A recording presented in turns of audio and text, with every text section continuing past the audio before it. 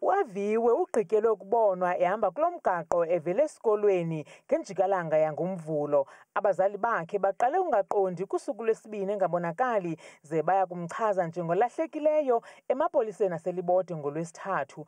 Xa kanye zawuqalisa iphulo lokukhangela amapolisa, ilungu losapho lathi mandla ngombono okhwanqisayo kweli tyholo ngethuba lisiya edolophini.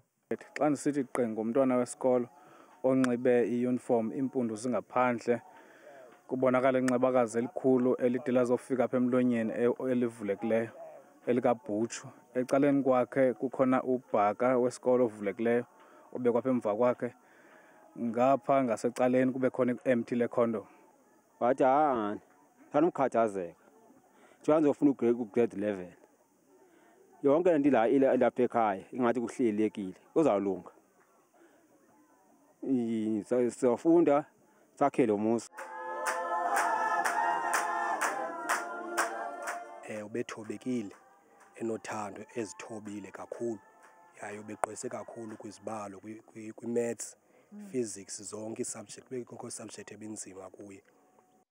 Umnumzana Petros Majola wekhula uvakalise ukuba lifikile ixesha lokuba qatha kwizaphuli-mthetho. Sofuna ngokuba ufunyanwe lo mntu makazi zoba kuthi sithandaze naye bhetele siyeke le nsolo sathandaza sedwa. Okulandelayo ekufuneka sikuqwalasele into yobana umntwana lo uhamba umgama omde kangaka ukuya esikolweni ikhona i-order ethi urhulumente khwelisa abantwana.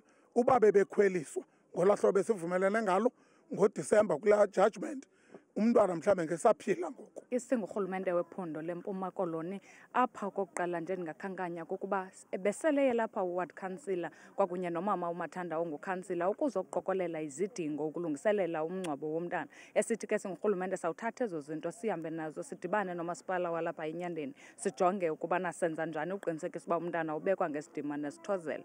Isebe lizawuphosa esivivaneni kumalungiselelo esingcwabo. Kwiindaba zethu kuChannel 163 oziphathelwa Newsroom Africa, ndinguntsiki Noyiya kulukhuni eLibode.